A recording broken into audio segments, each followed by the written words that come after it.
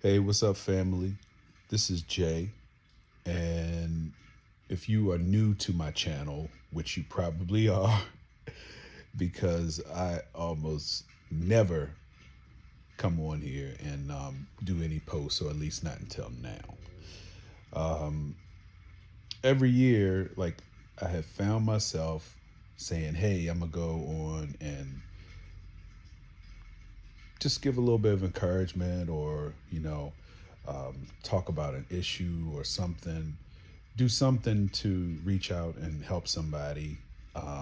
And I find myself like always with like a million excuses. excuses.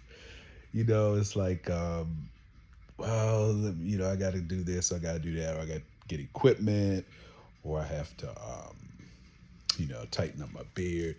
Any number of things, reasons not to like go on and just talk.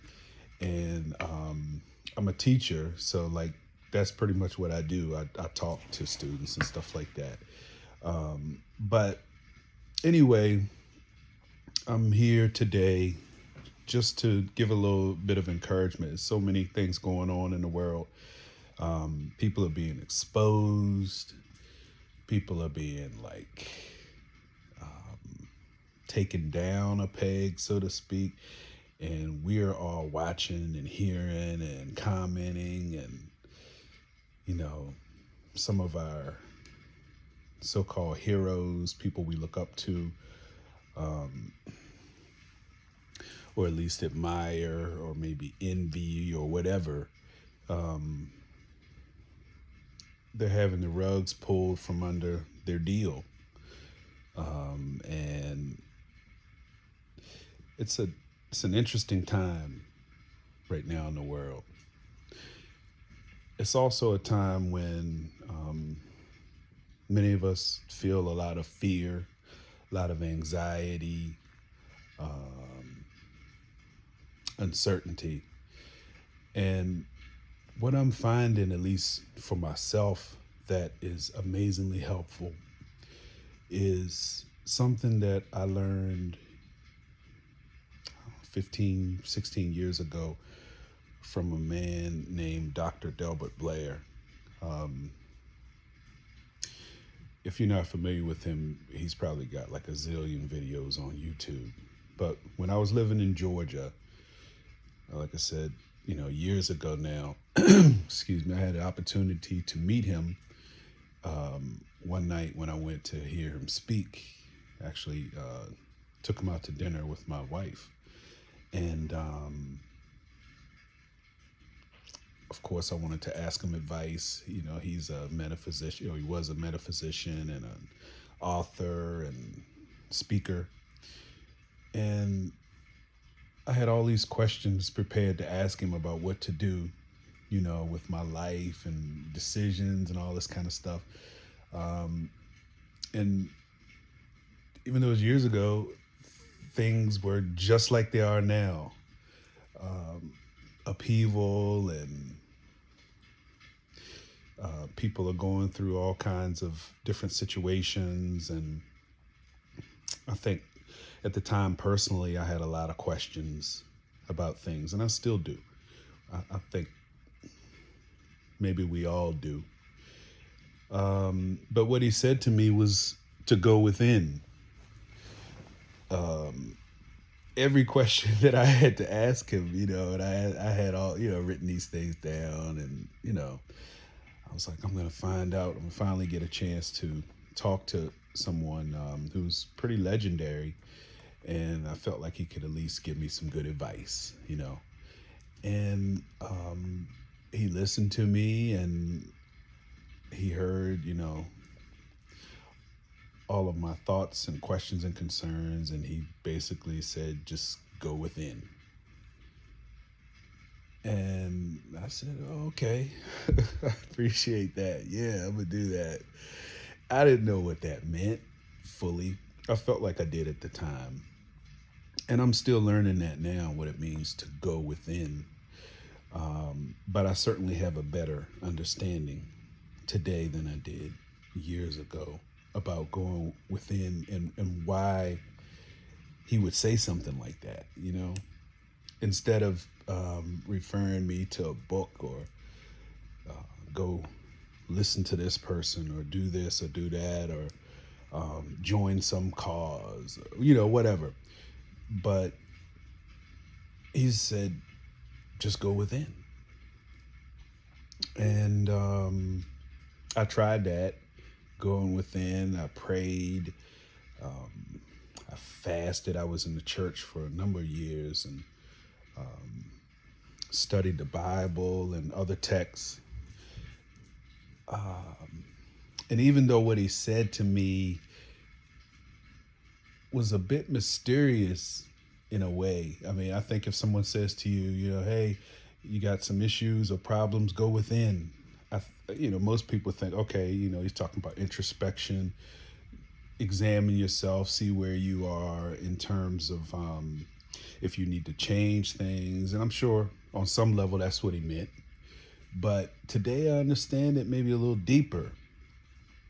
Going within, I understand it deeper and simpler, I should say. Going within, to me, feels like letting go of all of the thoughts that come up about what is right in your life and what you're doing from moment to moment, and all these identity things, And since I spoke to Dr. Delbert Blair years ago, I also met a wonderful being by the name of Muji. I had the pleasure of traveling to the Netherlands to hear him speak, and it turns out that I got a chance to meet him personally, which was amazing, incredible. And he basically said the same thing in so many words. And so here I am today talking to you about what they both kind of were advising me to do with my path and, navigating through like everything that was going on in my life, again, to go within. And so what that means to me today, and I started talking about it and then I went off, but what that means to me today is, like I was saying, letting go of thoughts that really can take control of your whole experience. You can be in a place that is nice and comfortable, just like I am now. I'm laying here, and relaxing, and you can probably hear the rain outside. That's very pleasant. But I could be here and have a world of trouble going on in my mind about all kinds of things, all kinds of issues, and never get the chance to really enjoy anything that I have here, all because of what's going on in the mind. And so those two great men, by advising me to go within, advising that I should look at my thoughts, consider the things that I'm thinking about throughout the day, and maybe, just maybe, those thoughts that are being entertained are the things that are causing the suffering, causing unhappiness or whatever. And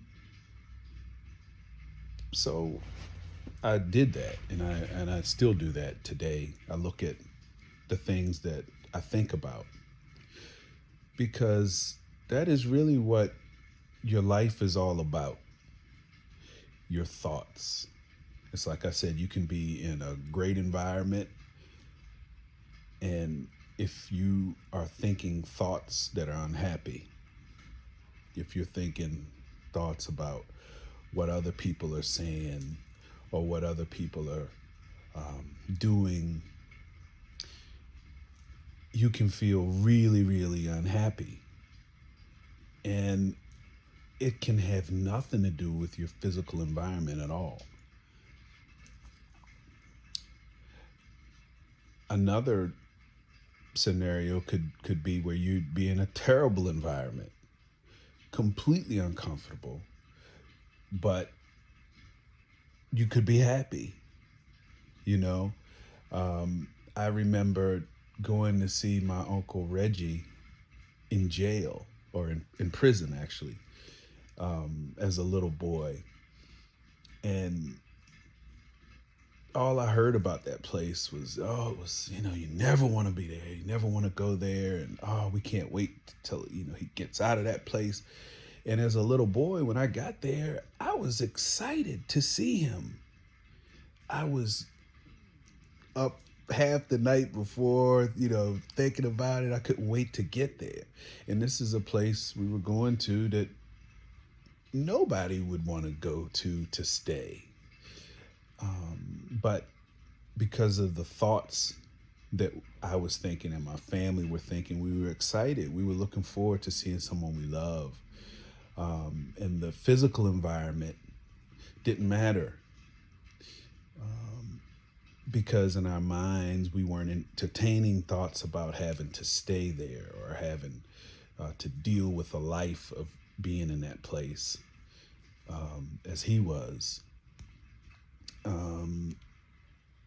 So it can go a lot of ways, but generally our thoughts are the things that kind of really control our experience. They color our experience here. And so by going within, just taking a look at, okay, what am I thinking about, like, most of the time that has me feeling like my life is so bad or that my life is so good?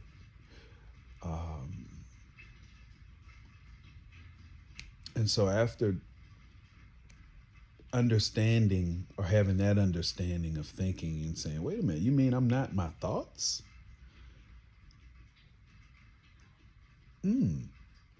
But that's kind of my whole deal, right? I mean, but is it really? What I started to see is that I could observe thoughts that come up. Like if I say, picture a pink elephant right now, you can probably picture that. It comes up in your mind, but then it'll go. And you might even notice that, oh yeah, I stopped thinking about that. Or here it is again. And that space of awareness that is there, that image of the pink elephant pops into, I started to realize that doesn't really change. But what changes are, the thoughts that kind of populate the screen of awareness, so to speak. And why is that important? It's important because our moods change, our ideas about how life is going change.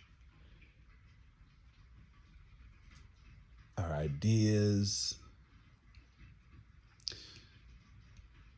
beliefs, all of those things change. They come and go. They're never exactly the same. But the one thing that does not change is that there is awareness of it. And I had thoughts when I was a 5-year-old kid. I had thoughts when I was 17. I had beliefs when I was 20, 21. Some of those beliefs have come and gone. Many of them I don't even remember anymore. I'm sure you can relate to. But the one thing that has not changed is that there's always been awareness of them. And that may seem like a very, very small, insignificant thing to consider or to even bother with. Why not just get back to my thoughts and try to work it out, solve all these problems I have. But it turns out that the key to ending the suffering that all of us go through, we all face some kind of suffering, some kind of mental anguish over something, whether it's your money, your health, your kids, your job, or all of those things, or your relationship. It's something for everybody, or some things for everybody. And those things, they're like waves of the ocean, man. They come, they go, they ebb, they flow. And it's like, but the screen of our awareness does not ever go away. We're always aware, but we're never in touch with that part. We're always looking at what's on the screen. I got to deal with this, or I feel this, I have this opinion about this or that. And I just want to ask you, well, what is the way out of that cycle? And some people say, well, it's religion, my belief in God or higher power, or, whatever religious beliefs there might be. And then for some people, even religion has kind of taken a bit of a beating. You look at some of the religious figures out here.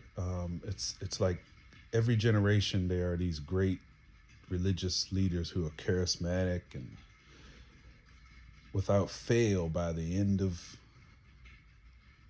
their run, they get exposed or pulled down or whatever. Something happens so that they're not seen as they were before. People lose faith in them, and a little bit of their faith in their beliefs might be lost or at least changed. And so what I'm pointing to, though, is that whether it's religion, whether it's philosophy, or whatever we're holding on to feel better about ourselves and our day, it might be time to go within, because even your religion, even your beliefs, your deepest held beliefs, and they may be supported by your community and your family and government. Everybody supports you having certain beliefs, but even those are appearing on the screen of awareness that is you, that does not change. And if you go and hear a sermon at one place on a certain topic, or you go down the street and you hear a sermon preached by another speaker on that same topic, it's going to be different. It's a different perspective. And we may rationalize and say, no, it's the same, but it's really not. The only thing that does not change, that is reliable, is our awareness. We're here, we are aware of all of these things that go on in the world, that go on in the mind. And that awareness does not change. Even our ideas of ourselves change. You know, you have a great Christmas, let's say, with your kids, and you feel like a great father, or you feel like a great mom. And then shortly after, the kid's report card comes out and it's not as good as you'd hope, and you suddenly feel like a bad parent. Well, which are you? Are you a good parent or are you a bad parent? Well, depends what's on the screen. For most people, well, at the moment when you were like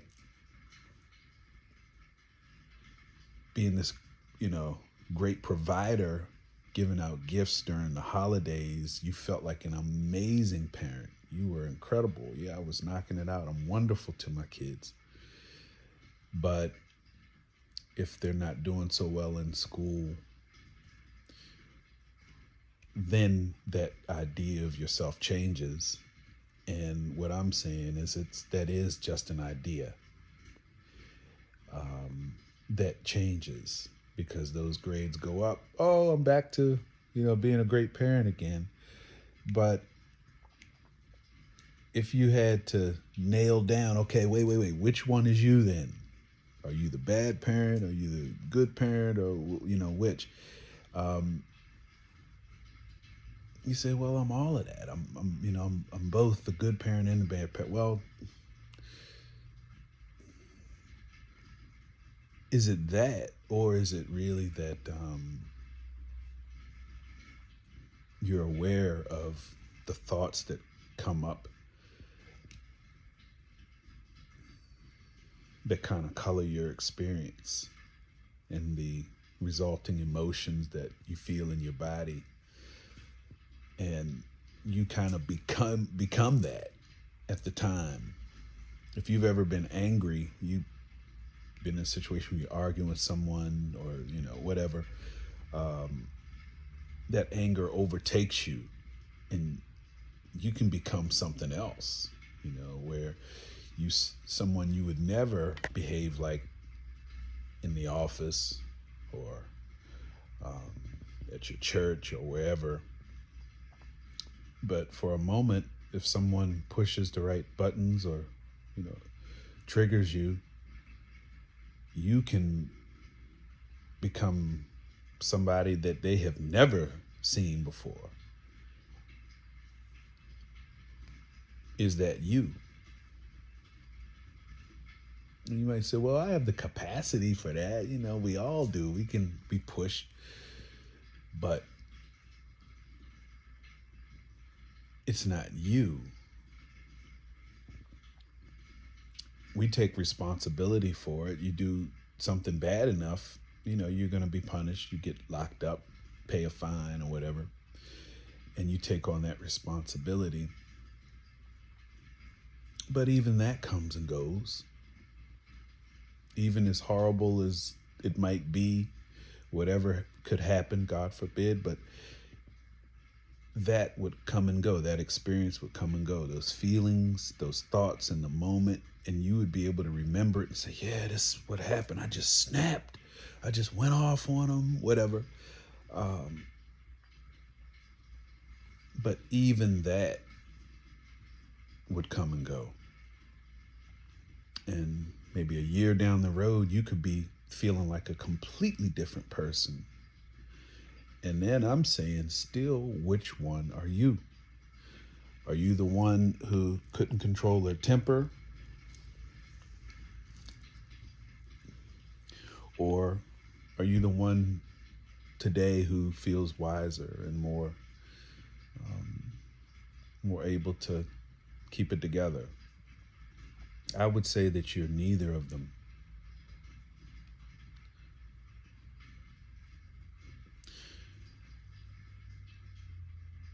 you're the one who is aware of the thoughts and the emotions and all of that that comes up.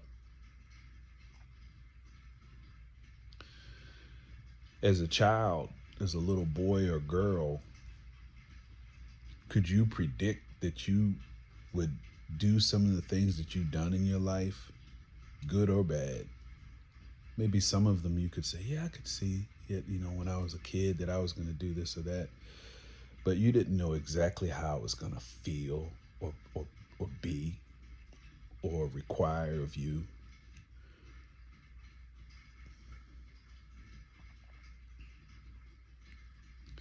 But again, there was the awareness that was there, even as a child, of ideas that would come to your mind, and you would think them and have feelings that arise.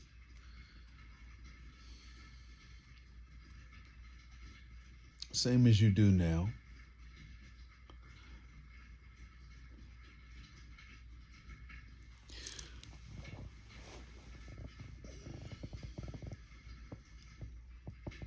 But it's not necessarily you, in the sense that you are stuck in place as an angry being, or you're stuck as happy. All I am is happy. It's like the Smurfs. You got Happy Smurf, Brainy Smurf, Brainy Smurf. None of us is like that. We're not one thing because we're not any of these things. We are experiencing them. We are aware of them, but we're not them. Even though we tell ourselves that we're them. You say, well, that's not true. I'm responsible for who I am. That's fine. That's fine. But what I am realizing is that the key to freedom is in seeing who we really are. And our egos want us to say, well, no, I am this person. I'm responsible for my life, good or bad. I've made some decisions. I've done this and that. That's fine. That's fine. But you start to see, just like Delbert Blair, Dr. Delbert Blair always said, and Muji says, so many of our wise leaders, because I feel like they are leaders that were born to help us to see truly what this is about. They all tell us to look within, and by looking within, look at the thoughts that you entertain about yourself and your life, the feelings that you experience, and start to see that they come and they go. And just with that recognition right there, you say, okay, yeah, I was hungry an hour ago and now I'm not anymore. I was happy earlier about something and then I got busy with work. Just realizing, man, that there are things, emotions, ideas, images, all those things are moving around, coming and going. And you are always the same. You're not any particular thing. It's interesting how so many of us are comfortable with the idea that on some level we're spirits. We're spirit. We're mind, body, spirit. But we really deny what that means in the way that we think about ourselves. We deny that spiritual quality and what that means.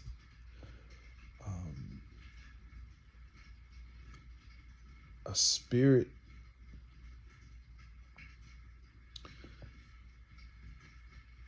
it's not necessarily It's not the same as a human body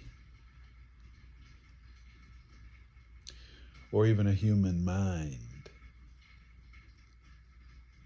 It's not the same. Those can appear in that. When you think about spirit, that's something that's eternal. That's something that can't be seen. The body can be seen. Thoughts can be entertained. Images can be seen, experienced. Emotions can be felt. But where is spirit? Where is that? And are we more body than spirit?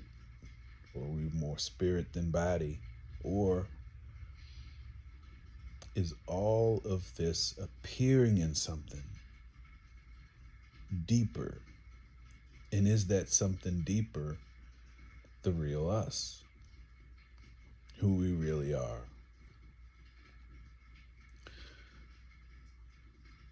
And I think that's what they mean by going within. Not going on some crazy journey where you're, you know, throwing out all these kinds of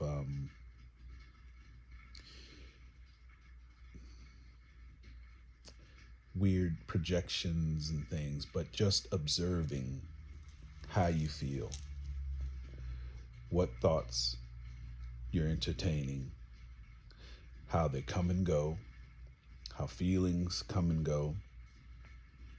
Sometimes they change moment to moment, but there is this quality of beingness and awareness that never changes, and it does not have characteristics necessarily like your thoughts do, or like your emotions do, or like your feelings or moods. It is always here. And so going within can be pretty powerful. Once you get through the stage of looking at your thoughts and seeing which ones are coming up and getting more in touch with that, once you get through with that part of it, and then just kind of relaxing into just being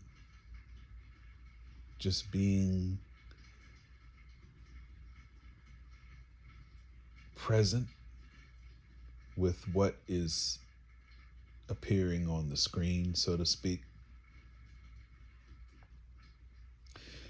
it becomes easier and easier to see that we're not any of these things, but just the pure, unadulterated awareness. And everything else appears in that, from my religious beliefs to my political beliefs to my ideas about money and love and sex and music, taste in food, how I feel about how things are going at work, who I think is going to win, the title, whatever sport I'm into. All of those things are appearing in something, and we are aware of it. So we can get hung up on single thoughts. Well, I'm a Republican, and allow that lens to color everything about what we're doing. Or I'm a Christian, or I'm a Muslim, or I'm a Hindu, or I'm a atheist, or I'm, any number of identities or badges we can put on ourselves. Or we can get really serious about this and say there are a lot of problems that come with holding on to all these beliefs, prejudices, biases. But under all of that is the pure awareness. And how you can know that is when you were a very little child, before you had all these beliefs, before you were who you consider yourself to be today, you were still here and you were still just as aware. But now you tell me that, no, I'm actually this. But if you are spirit,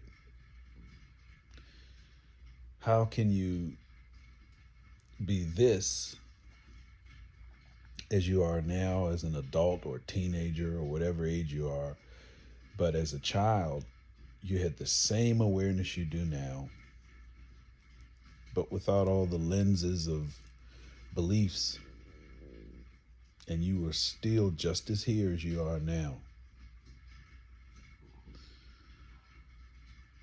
So anyway, going within,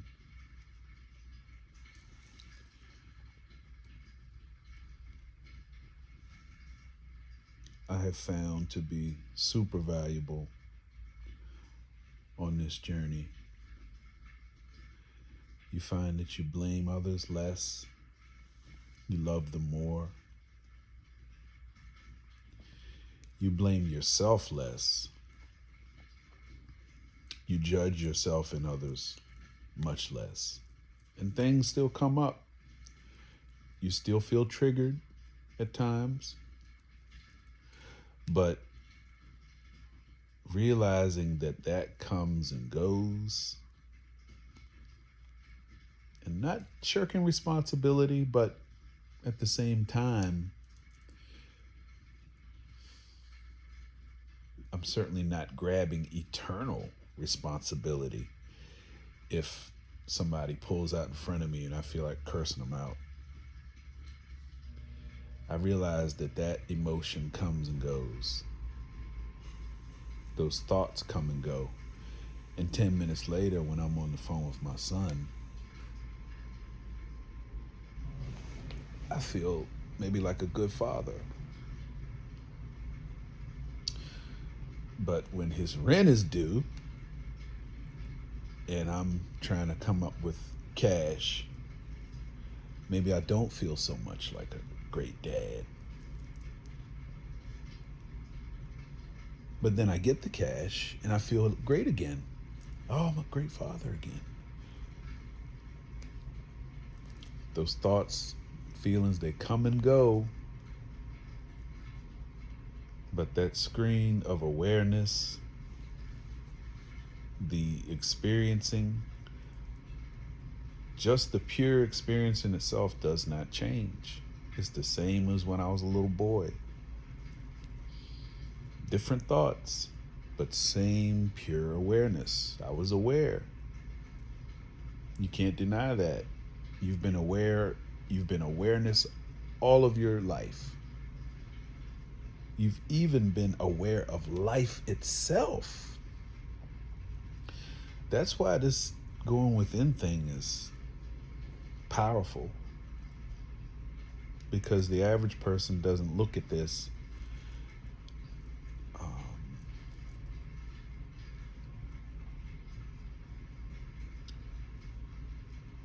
we just kind of take whatever's on the screen as us, and that's fine. Until it's not fine anymore, until you find yourself, suffering. If you're going through a difficult marriage, or you're facing financial problems, or your children are in difficult circumstance, or whatever is going on. Maybe things on the job aren't right. Until you're faced with something that you find yourself thinking about it from morning till night. You can't sleep. You're wrestling with it, trying to get it solved.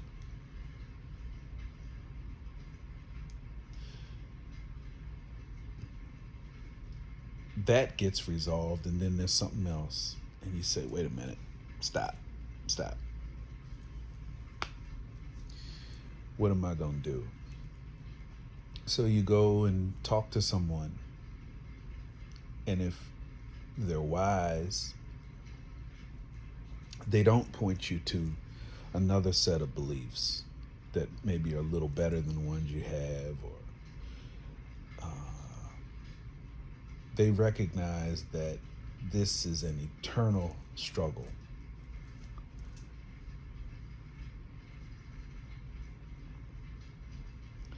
That can be solved just by realizing who we really are. And the only way is to go within. So just allowing those thoughts to come up, allowing that voice that talks to all of us throughout the day, commenting on what is going on. There is a lot of freedom in knowing that it's not just you. If everybody's internal voice suddenly were projected out, and you could hear as you're walking by what people are thinking. Oh, you idiot. Oh my God, how did you let that happen? What are you gonna do? And you hear, you're on the subway and you hear people's different voices. Because that is what is going on for people. How would that change your ideas about yourself or about what I'm saying to you right now? Because that is what we're all dealing with, and we're each trying to rationalize and take ownership, and you got a madhouse going on in that mind sometime. Not all the time, but when things get triggered, things happen, you can feel a lot of different ways. You can even suffer. Going within can be very simple.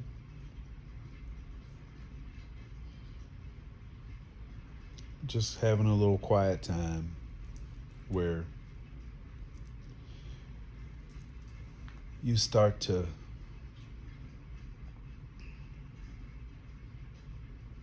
just be in the room where you are.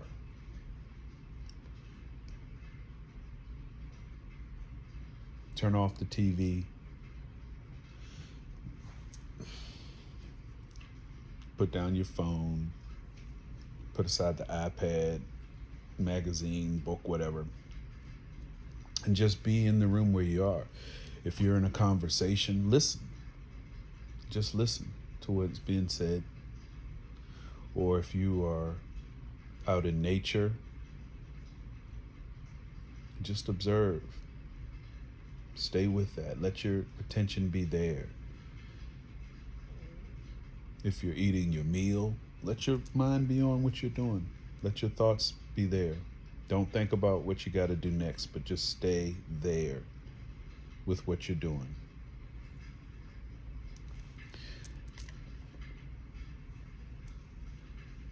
And surprisingly,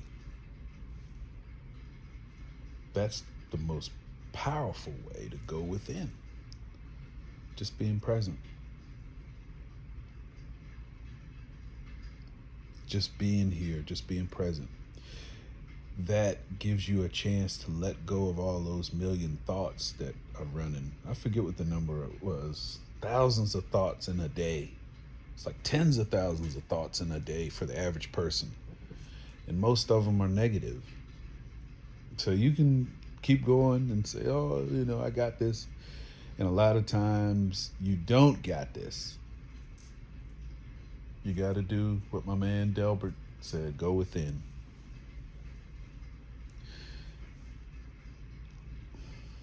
And if you're not ready to, always look at the thoughts and examine, you don't have to do all that. You can. And that could be something that you work into. But mostly just being present. And you'll find that when you're being present, you're not thinking. And when you're not thinking, you'll find that you're the happiest. You'll find that you feel the most peace. I remember, and I'm going to turn this off in a second, but I remember as a kid going to King's Dominion in Virginia. We would go with our church maybe once a year, sometimes twice a year if we were lucky. And the anticipation. I would be trying to get clothes together because there were all these pretty girls that usually went. We rode the bus. My grandfather drove the church bus. And I would look so forward to that. As soon as it was announced at church, they would usually announce it like 6 months before we were going. It started for me then. And the night before, I couldn't sleep. But once I got on that trip, and I'm walking on the hot pavement, and the sun is shining, and I see all those rides, I was completely present. There was nothing else I was thinking about. There was nothing to think about, but just pure enjoyment and awe. And as I got a little older, I had my girlfriend with me. And you're not thinking about life's issues and problems, and you have issues and problems at every stage of life. If you're a kid, you're thinking about school and chores. If you're an adult, you're thinking about family stuff, relationships, and all that kind of stuff. But being at that amusement park, completely in awe, and you'll find that your most memorable experiences were your most memorable experiences that were enjoyable and meaningful and even blissful. There was no thought involved. Skydiving, flying in an airplane for the first time, maybe not so much that one because people can attach a lot of anxiety to that. Or the first time that you saw a magic show or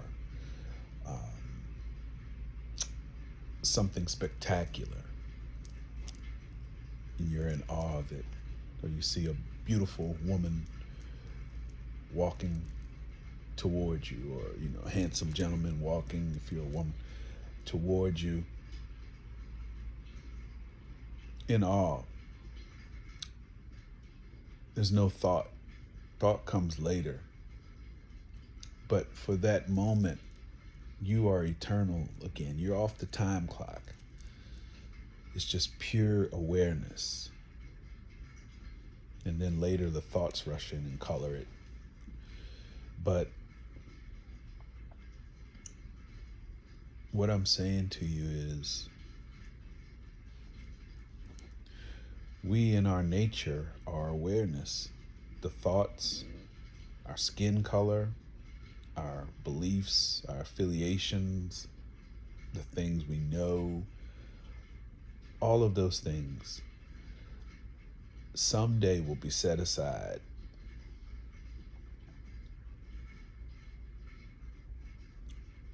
And the only thing that matters and has ever mattered is that pure awareness, the beingness that I watched leaving my grandmother before she passed, and that I noticed was not in her body once she was gone, or in my grandfather's body once he was gone.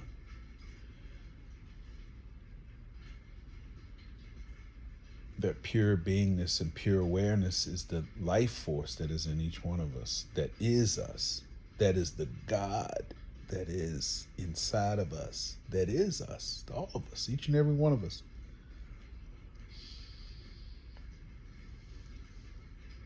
Yours may be appearing as, a right-wing this or that, but it's still pure beingness. And if we can just finally say, hey, let me get to the root of all of this. And if you keep going, you'll realize that there's no thought, no ideology that will satisfy when you ask that question, who am I? It's going to go to pure awareness. It's going to go there because you can't reduce it any farther than that. Everything else is appearing in this awareness that is us, collectively, singularly. It's us. Just like the sea, we can all each be a wave, but we're not independent of each other.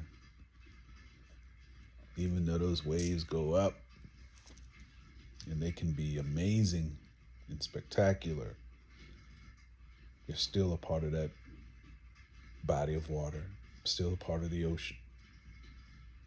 Same with all of us. We're one thing.